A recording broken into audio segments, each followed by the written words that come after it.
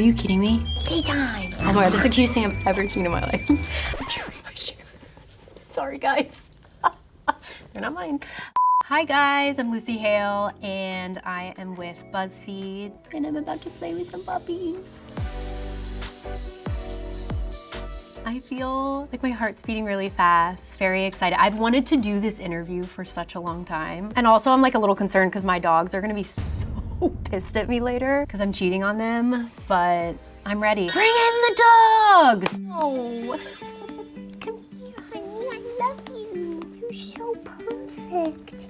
You're so perfect. Oh, you're so cute. Oh, you're so sweet. Look at your little faces. Are you related? Yeah. This one has like little white eyebrows. Oh, you can lick me in my mouth. I don't care. I don't care. You're all coming home with me. Oh, that just makes me want to cry. I have 2 Maltipoos at home. Elvis, my oldest, is 8.5, and Ethel is almost 4 in like a month. And Oh no, don't leave me. You should go back. Elvis is very old soul. He is very wise, very human. Like that dog can emote. He's got human expressions. And then Ethel is a new soul for sure. Like she is just trying to figure out who she is. I swear, she's like fiercely independent. She's always eating something. Oh, she chewed up like this vintage photograph of my dad. She gets into everything, but they're polar opposites, but it makes it really fun. There's this scene with Jenny Gardner. It's a puking scene. I've never seen someone puke so realistically, fake puke so realistically. It's very funny. It was just one of those moments where I was like, what are we doing? Do you want a treat? I don't have any, so that was kind of mean. Oh my God, you're so sweet. Makes me miss when my dogs were puppies. I usually take some clothes from set. I did a show called Katie Keene, and I did a show called Katie Keene, and she worked at a store called Lacey's, which was a play on Macy's, and I took the sign, like the store sign, and it's in my closet right now. But I always try to take some of the clothes. Oh, is that hair? Is that so yummy? Yeah. Oh, you're so sweet, though. You're making me feel like I'm high on life. Anything with Jedediah Goodacre, he is so funny. He reminds me a lot of Jim Carrey, and he just commits so hard. And there was this one park scene where our director Laura told him to, that tickled, where our director Laura told him to walk with a waddle, just to like give him like a character choice, and he did, and I don't know how they edited that scene too. Oh, that sound is just really heartbreaking. But yeah, any scene with Jedediah. You do look like an old man. Your face is very, very cute. I'm tearing my shoes. Sorry, guys. They're not mine. Oh my gosh, I've auditioned for Pitch Perfect, Hairspray, Hannah Montana, 50 Shades of Grey, The Substance. Oh my gosh, so many. I feel like, because I've lived in LA almost 20 years, everyone who gets the role is always like, it's meant to be their thing. But for every yes to an audition, there's like a lineup of 200 that you heard a no for. So I should probably go back like in journals and look at all the things I've auditioned for. Do you remember what character you auditioned for Hannah Montana? It was for Miley's part, but it was when I still lived in Tennessee and I was 14 at the time. So this would have been math, 21 years ago. And it was a couple years before they had cast Miley in it. And I remember the audition, it was a taped audition in Tennessee. It was like the audition that made me want to be an actress. I remember that vividly. It was very, very cool. You like me. Oh, no, you just like the mic. I know. Ooh, I just started this docuseries called The Manhattan Alien Abduction. It's based off of a true story in the 80s of this woman and eyewitnesses who claim there was an alien abduction in Manhattan. But before that, I watched Nobody Wants This, of course, the ultimate show to binge and watch. God, that's just like the ultimate feel-good show. I loved everything about it. I have no notes. Perfect show. I mean, honestly, I think Advice to 20-year-old me. I really don't think I would have changed anything. I know that's a boring answer, but like, I think everything that has happened in my life, professionally, personally, the only reason I am who I am today is because of every step along the way. So I think if anything, I'd say just like go easy on yourself. I think everyone in general just has like a tough inner critic, and I think just like being in the public eye and being young and figuring out who I am and making mistakes publicly and privately, and just to go a little easier on myself. But I wouldn't have changed anything, I don't think, which is a nice place to be in. We do have a big group chat with the whole cast of PLL. It's everyone. I mean, I think there's like 20 people in it. We're all kind of scattered around and doing different things, and like everyone has kids, and so we don't see each other maybe as often as we'd like to, but we have been toying around with the idea the last couple of years of having a big reunion. But yeah, I ran into Sasha and Ashley the other night. Didn't know they were gonna be there, and it's just so nice to see familiar faces. What's the group chat name? Do we have one? It might just be like PLL fam or something. Ow, these teeth are so sharp. Oh, you forget how sharp little puppy teeth are. I'm too shy. I have never been a karaoke person, which is interesting because I used to sing, and I guess I do still sing, but I'm way more reserved and shy than people would realize. Like, I'm not gonna be the first to be like, let me belt Alanis Morissette, you know, but I guess it would be Alanis Morissette. You Ought to Know, maybe? Gracie Abrams' new album is so good. The Secret of Us is the album name, but the song, That's So True, is such a bop. She's just really, really good. I wore out Sabrina Carpenter's album. I wore it out. I swear I gave it 1 million streams just from me alone. I cannot even deal with you guys. Whenever I get asked these questions, my mind just goes blank. Tom Hanks, the Kates of the world, Kate Winslet, Kate Blanchett, Meg Ryan, Hugh Grant, the classics for me. That would be really, really cool.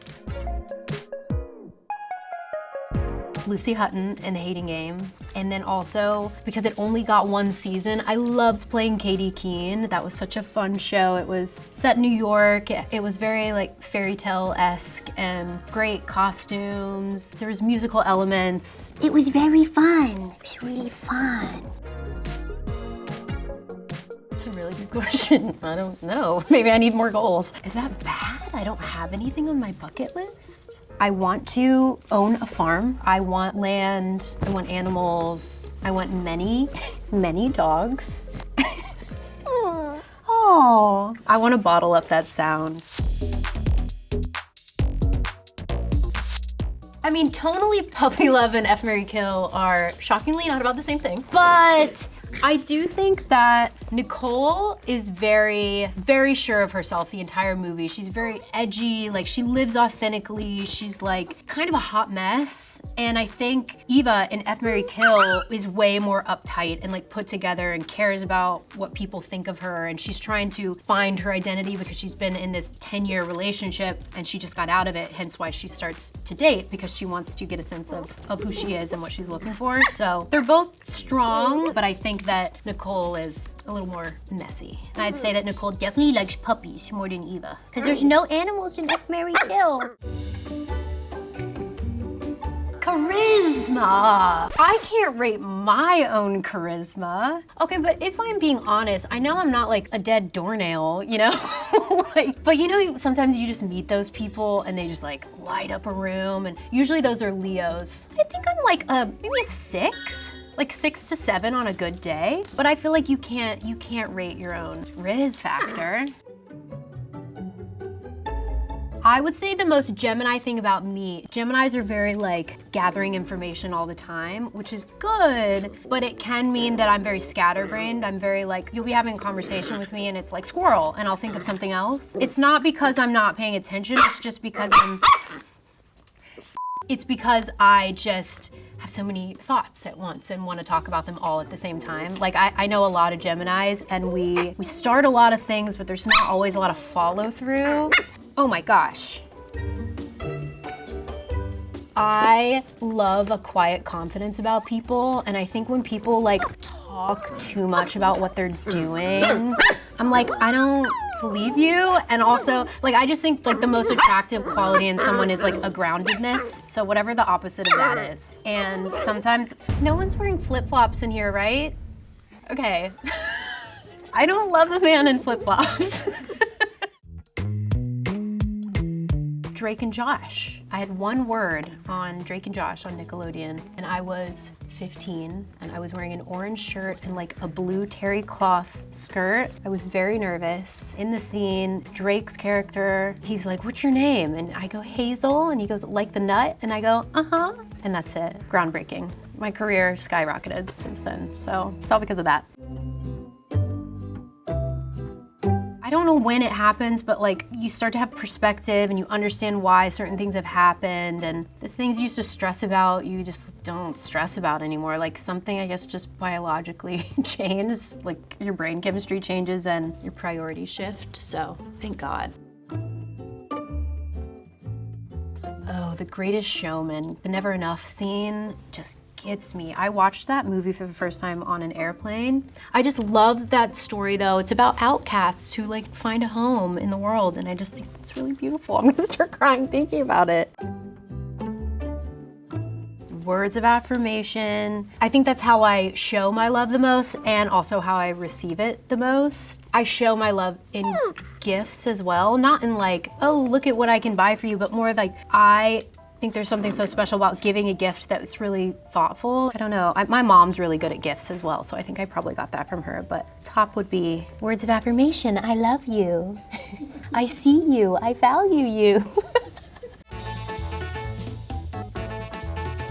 Spilling coffee.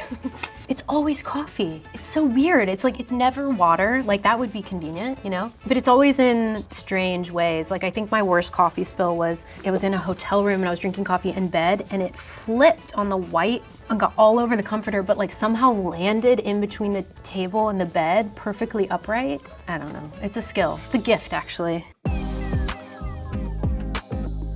I feel like I've been pretty safe from the rumor mill, and or I just haven't been privy to anything said about me. I don't really read much anymore. I think I've learned over the years that I was like, this is making me feel really bad about myself, so I'm not gonna do that. And I think to protect my own like mental well-being, I don't read too much into it. Can't live in regrets, no regrets. But I will say, I've been working with my stylist, Molly Dixon, for like a year, and she like finds the most amazing vintage dresses. I love wearing things that already have a story behind them when you wear them. Oh gosh, did I finish my train of thought? I think I did, I don't know. I would love to do a musical. Maybe my character is a singer or just something that involves music. Ooh, that is a good question. I never say never, but I feel like I would do music through acting. So like maybe I do a movie and there's a soundtrack, so hopefully sooner than later. I feel like I need at least 3 or 4 more hours with these guys. You were the highlight of my day. So if you want to adopt any of these sweet babies, you can find out more about them at hitliving.org. F, Marry, Kill is now available in select theaters and on digital right now. Tell them.